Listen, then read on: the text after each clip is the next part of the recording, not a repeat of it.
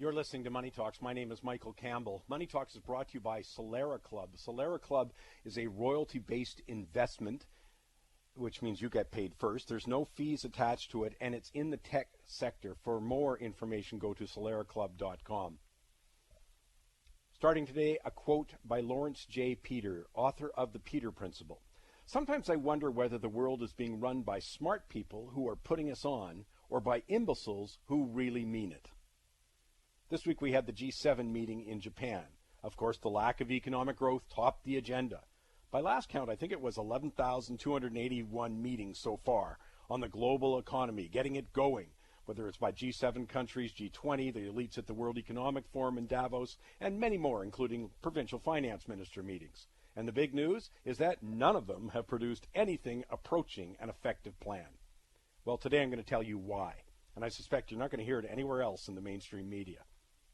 During the week I commented on Prime Minister Trudeau's recommendation that to revive economic growth in countries like France or Greece, Spain, all over South America, Asia, is for governments to borrow and spend more. I got to admit, I sort of got taken aback by that. I mean, not enough government borrowing and spending is hardly the problem with the vast majority of countries in the world. There's been a multi-trillion-dollar explosion in government debt since the subprime crisis. We've got record low interest rates, even negative rates, along with unprecedented creation of money under quantitative easing. And none of it's worked. So I hardly think that recommending more of the same is going to be a winner. But the recommendation is a reflection of a far bigger problem. I mean, think about it. Every government, regardless of ideological bent, wants to see more economic growth. Here's the point. They have no idea what to do. So hence, they recommend more of the same, as Mr. Trudeau just did. The inadequacy of big government intervention model is on full display. I mean, you've got the collapse of Venezuela. You've got the long-term stagnation of European economies. I mean, at some point, we have to wake up and answer the question that if governments can snap their policy fingers and produce jobs and economic growth as they continue to promise, then why haven't they been able to do it? Of course, big government advocates on the progressive left, or CBC panels, or public sector elites, others in organized labor, editorial writers, political commentators, school teachers, they have no idea. So they ignore the question and instead push for even more of the same. All the promises of job creation, economic growth have failed to materialize. But what's going on is far more profound than the overused cliche, insanity is the same thing, is doing the same thing over and over and expecting a different result. No. Leaders throughout the world, including Canada, talk about pushing economic growth, but the truth is their priority is to protect the status quo. Policies to foster economic growth, including in Canada, always take a back seat to the overriding goal of protecting the status quo, whether you're talking about public sector, the size of government, protection of special interests, the public education establishment, the regulatory environment, and pet political policies. And that just simply guarantees that the policies won't work, haven't worked. That's why after 7-8 years of these policy approaches, these meetings, these policy prescriptions, they have not worked. There's no doubt on that one. And it gets to the root of why politicians, by the way, continue to ignore the basics of economics and finance. You're seeing it right now in Alberta with the advent of a carbon tax. Now, in terms of environmental impact, it's going to be positive. But because the government is choosing to keep the estimated $6 billion it will raise in the new tax, it will be very negative for the economy. There's no exceptions. When governments raise taxes, doesn't matter if you're left, right, or center, that hurts the economy. They've chosen their environmental agenda and growing government bureaucracy at the expense of economic growth. I mean, if the economy was the priority, then the carbon tax, would be revenue neutral. But that's not all. In order to enhance long-term economic growth and employment, we need a dramatic change. I mean, look at the world we're living in, and we think we can do it incrementally. No, the status quo has got to change. We have to change the operational structure of government. Not a chance we'll do it. We got to change labor laws that prohibit and discourage capital investment and employment. Well, you see that throughout Europe. It's an absolute disaster. No changes there. We got to change the public school curriculum to appreciate what's going on in the world, what the employment skills needed going forward will be. But we're not going to do that. We need to enhance adult education to help workers adjust and learn new skills. Not doing that. We have a desperate need to revamp and get rid of useless regulations that discourage economic growth, but none of it's on the agenda. The status quo has to change, but the power groups are intellectually unwilling to take the necessary steps. And instead, all we're getting is more of the same. And meanwhile, cronyism thrives and hurts the economy. Political favors and deals for special interests abound and hurts the economy. Corruption increases and hurts the economy. Incompetence is protected, which hurts the economy. And there's a lack of accountability in spending tax dollars. That's the norm. And of course, changing any of that, none of that is going to be on the agenda. Meanwhile, they keep talking. Meanwhile, they keep prescribing things that cannot work. And meanwhile, economies suffer and employment rises. Just a reminder that Money Talks is brought to you by Solera Club. Solera Club can be found at soleraclub.com. I'll take a break. I'll come back. Top stories with Michael Levy. I've also got a big, fat idea, and I'll tell you the track record of that. It's been fantastic. Plus, a little later on, I'll share with you my favorite story of the week. It'll put a smile on your face. All of that coming your way on the Money Talks Network. Hey, stay with me for just a couple of minutes. I've not only got the big fat idea, I've also got my favorite tweet of the week. Somebody else wrote it, not mine, and I put a smile on my face. I'll share that in just a moment. But right now, Michael Levy joins me with the top stories of the week that caught his eye, his favorites, as it were.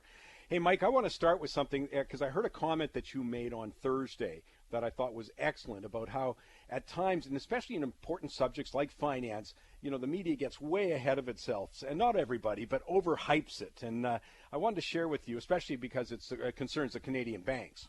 Well, Mike, here are the three headlines from three different news outlets, newspaper outlets, the Wall Street Journal, Bloomberg, and the Huffington Post, Canada, and they're all for the same story, exactly the same story that they're reporting on. So you tell me which one is irresponsible journalism. The Wall Street Journal headline, the LIBOR mess, how it will hit bank profits. Bloomberg, banks must defend LIBOR lawsuits after judge warns of impact. Huffington Post, Royal Bank of Canada faces possible ruin, U.S. court says. Yeah. And of course, they're all talking about the LIBOR scandal or the fixing of these overnight bank rates. And of course, there has been some fines levied. But yeah, I mean, that's what I smiled when I heard you talking about that. I mean, really, the Royal Bank is not facing ruin at all. Well, Mike, it's a process called clickbait, where the main purpose is to attract attention and draw visitors to their website. But, you know, you hit it. The Royal Bank is not facing ruin. The Royal Bank is included with about 16 banks who are being investigated, no charges, being investigated on fixing, as you said, overnight interest rates to benefit the banks themselves. But, Mike, the highest settlement in this ongoing investigation where banks have said, okay, we want to settle with the regulators, is $455 million. So let's say, let's move it out to $500 million and say one of the banks had to settle for that. Mike, in the last quarter, the Royal Bank made $2.57 billion, and even if they were guilty of doing this, which nothing has been proven at this point. Nothing's been proven at all. They haven't even been charged. But even good point. It would be less than 20% of one quarter's profit. But why let facts stand in the way of a sensational good story? And that's what they were after at Huffington Post. And shame on them. Yeah, I agree with you. But your point is a very good one. I mean, their whole point when you put, internet stories like Huffington Post, they're trying to get someone to click. Oh, my God, it's going to be ruined, and they'll click through. My suggestion to them is keep using attractive men and women to draw people in instead. I think I'll start doing that on Money Talks. And that's where you come in, Mike. Well, thank you, Mike. The attractive man part. Hey, look, I want to just keep going on the banks, though, because it was also a very big week when people were looking at the Canadian banks. There's been a lot of worry about them because of their exposure to lending in the oil patch and thinking, well, what if those loans go south? We've had about $40 billion are on the mark right now, not in the Canadian banking sector, in the oil sector, that are questionable. So we got some of their estimates this week. Well, we did, Mike, and again, I'm staying with the media and how they've been reporting, along with analysts within the banking industry, how quarter after quarter after quarter after quarter how bank profits are going to be hit, but particularly in this quarter where David Berman of the Globe and Mail, and I like David Berman, by the way, says slow growth, energy losses in store for banks. And you say, oh boy, here we go again. The profits, forecasting the profits are going to be hit. Matt Scuffham of Reuters, Canada's bank earnings to take a hit as more funds set aside to cover toxic oil loans. Mike, the figures are out on 4 of the 5 of Canada's big banks. And boy, once again, they belie this reporting of doom and gloom in the banking sector. The other thing that everyone better continue to be aware of is anyone who is working in this country pays into the Canada Pension Plan. Canada Pension Plan has big positions in the Canadian banks. Every single public sector pension plan, every single private sector pension plan, it would be tough to own a Canadian mutual fund without owning the Canadian banks. So when people sit there and go, well, I don't own any bank shares, I don't care. Well, in fact, most of us do. The vast majority of Canadians do. Oh, yes, they do. And, Mike, listen to the figures after the forecast that the banks are going to get hit. TD profit this quarter, $2.05 billion, up 10% over the second quarter last year. RBC, $2.57 billion, as I stated a moment ago, up 3%. BMO, profit, $1.07 billion, up 7%, same quarter last year. CIBC, profit up 3.3% to $941 million. Scotia, going to report on Monday, but Mike, no doubt there's going to be job cuts and restructuring in the banking sector.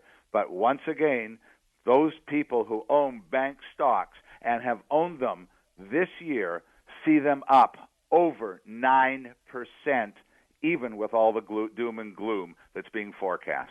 Yeah, interesting stuff, Mike. Great stuff. I'll take a break. Michael, thank you. We'll have a great weekend. I'll take a break. I'll come back with my favorite tweet and our big fat idea on the Money Talks Network. Hey, did you see this week? Do you remember Kevin Vickers? He became a hero for shooting Michael Zahaf-Bibeau after he stormed Parliament in 2014. Well, Mr. Vickers is now ambassador to Ireland. And this week at a ceremony in Dublin, he tackled a protester. The protester was wearing a Easter Rising T-shirt, and he was running toward the podium. The police later arrested the protester, but it got a lot of international coverage, as you can appreciate. But I love this tweet that came out, and it was passed around so often, I don't know who actually originated, but the tweet goes like this: little known fact, when Kevin Vickers visits the U.S., he flosses his teeth with Chuck Norris. Anyways, it put a smile on my face. Time now for Mike's big fat idea. Janie Switzer's with me, Senior VP, Raymond James in Vancouver. Hey, Jamie, what's our big fat idea this week? Mike, we're going to take a look at renewable energy. Okay. You better go further with that one. Why? How do you do it? That kind of stuff. Well, with the recent push by local governments to focus on green energy initiatives, pushed a lot of big players into the spotlight in recent years. There's only a few of the larger scale ones, and so I'm going to take a look at a few options for investors. Yeah, okay. Okay, so you're looking at renewable energy. Give us a couple of examples. Well, Brookfield's the largest, about $8 billion in market capital. TransAlta's a little smaller, about $3 billion. A lot of companies have exposure to green energy, but there's only a few pure play options. And both of these have diverse revenue streams with a focus on traditional wind, solar, and hydroelectric. Now, usually are these companies getting government, government contracts is what I was looking to say. Yeah, absolutely, and that can help or hinder because there's so many ongoing changes to policy. So some of the changes are hugely beneficial. Others definitely hurt them. With most of the companies are Alberta-based oil and gas that we look to for energy exposure, and Clean Option can act as a complement or even replace some of those names in a portfolio. And so give us a couple of, can you give us a couple of specific names? You said Brookfield is one. Brookfield is the largest. TransAlta would be a close second. And then, even local boy Ross Beatty's got Altera Power, which is having some success, but still, earlier stage and speculative. And what kind of things are you looking for in a company like this? Is it the quality of their contracts, that kind of thing? Are they in a growth phase? What separates companies in this space? Well, they're interesting options because there's a lot of benefits. They're growing quickly, while still speculative. They're they're paying huge dividends relative to the banks and insurers, et cetera. So it can fit into a lot of different portfolios and appeal to a lot of investors. And as you say, there's some difference in size, et cetera. So I know this is a broad question, Jamie, but who's it appropriate for? What part of my portfolio? Yeah, it depends on the size of the portfolio and your risk appetite, obviously. But, an $8 billion market cap for Brookfield's, appealing to a wide variety of investors, whereas if you're looking at something like TransAlta, that'd probably be mid-tier, and an Altera option would be definitely a speculative junior component. Do you know off the top of your head what Brookfield Renewable Partners pays in dividends? Or Brookfield is at around 6%, and TransAlta is pushing 7%. And they qualify for the Canadian dividend tax credit? Correct. Okay, so obviously that's there's that big search for yield, as you know, full well in your job being a senior VP at Raymond James. So again, just give me that risk profile here. It's when you talk. I'm only talking about the big ones now. So Brookfield, would this be sort of a conservative growth kind of deal, or TransAlta? I would say more conservative within a riskier, framework, and TransAlta would be a step down from that, but higher growth. Yeah. And just quickly, how long when I buy something, we should always know, obviously the risk is number one, but also what kind of time frame? And we're not talking to traders here today, for example. Yeah. I wouldn't buy this without giving it some time to sit, and they're growing so quickly, both of them, and they're paying you while you wait. So I would be patient with this and not look at it as a trade at all. Yeah, so you're talking a couple of years anyways, absolutely, as you say, to watch this thing develop. And of course, it's in a sector, a space that seems to be getting more and more prominent. And I'm with you completely. If you're going to be in that space, I think you want to pay close attention to the leaders in that space for safety's sake. Yeah, and a lot of companies have exposure, but it's a small component of what they do on a larger scale. Well, it's great stuff. Very interesting stuff, Jamie. And, of course, people should go. They check with their financial advisor. Jamie Switzer is a Senior Vice President, Raymond James in Vancouver. Thanks, Jamie. Appreciate your time. Thanks for having me back, Mike. Hey, by the way, when we come back, I should have told you this earlier. I'm sorry. But we're going to be talking about the Federal Reserve made a lot of waves this week when they started to talk about, in the next couple of months, we should be looking for some sort of rise in interest rates. So Dr. Michael Berry is my guest. This is the guy who actually presents to the Federal Reserve. So who can I get better than that? I'll ask him about that. Plus, I've got my favorite story of the week coming up. And by the way, I'm going to have a surprise visit by John Oliver coming up. He's talking about Elbowgate. So much coming your way. Hope you stay with us right here on the Money Talks Network.